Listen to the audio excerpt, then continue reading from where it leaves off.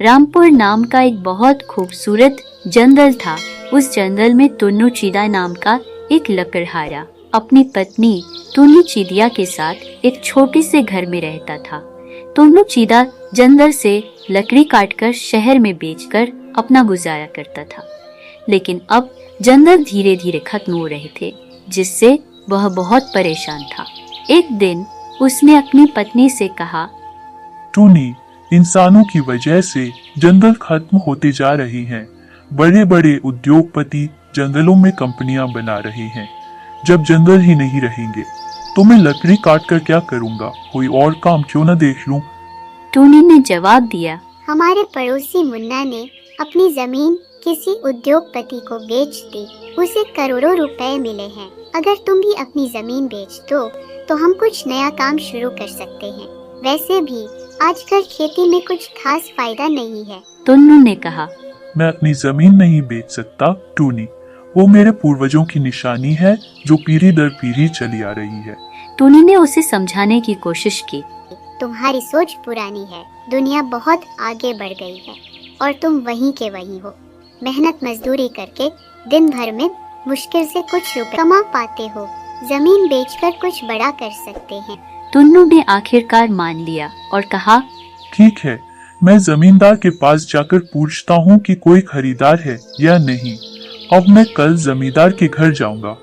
अगले दिन टुन्नू जमींदार के घर पहुंचा और जमीन बेचने की बात की। जमींदार तो तुम कल अपने कागजात लेकर आओ, फिर देखेंगे। टुन्नू वहां से चला जाता है। अगले दिन टुन्नू अपने कागजात लेकर जमींदार के पास गया। अब मुझे इस जमीन को कम दामों में इससे लेनी होगी। जमींदार ने सोचा कि कैसे वो टुन्नू की जमीन अपने नाम करवा सकता है। उसने टुन्नू से कहा, ये जमीन तो सरकारी है। अगर किसी को पता चला तो सरकार इसे जब्त कर लेगी। इसलिए मैं तुम्हें सिर्फ 2 लाख रुपए दे सकता हूँ। पर भैया, ये जमीन तो मेरे पिताजी ने मुझे दी थी और मेरे पिताजी को मेरे दादाजी ने दी। अरे, तुम पढ़े लिखे नहीं। मैंने जो इन कागज में पढ़ा है वही तुमको बताया है। अब मेरी बात मान लो, मैं तुम्हारे भले के लिए ही बता रहा हूँ। वैसे भी कुछ समय बाद 10 जब्त कर लेगी। टुन्नू भोला भाला था।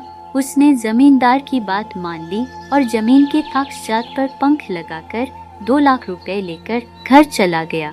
घर पहुंचकर उसने सारी बात टूनी को बताई।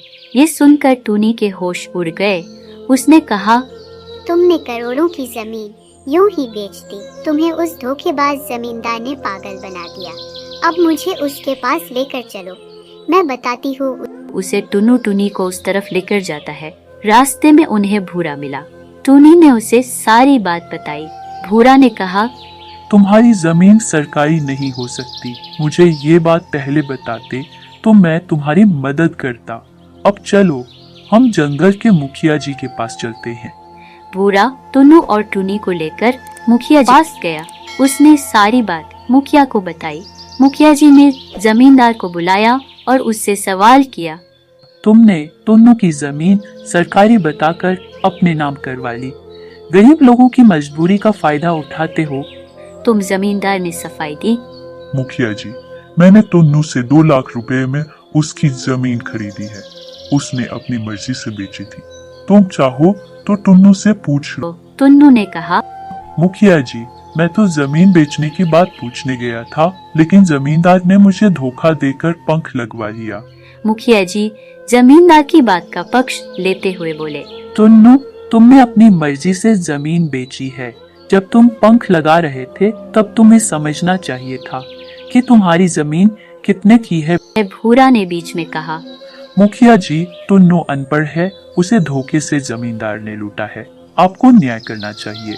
मुखिया जी को अब लगा कि मुन्ना पढ़ा लिखा है, मुझे उसकी बात माननी चाहिए, नहीं तो जमींदार के साथ मुझे भी जेल हो जाएगी। मुखिया ने जमींदार से कहा, तुमने धोखे से जमीन ली है, अब इसे वापस करना होगा। आखिरकार जमींदार को जमीन के कागजात वापस करने पड़े और टुन्नू को उसकी जमीन वापस मिली। प्यारे दोस्तों, हमें कभी किसी के साथ गलत नहीं करना चाहिए और हमेशा गरीबों की मदद करनी चाहिए। प्यारे दोस्तों, इस कहानी को लाइक, कमेंट और चैनल को सब्सक्राइब करना बिल्कुल ना भूलें। Thank you.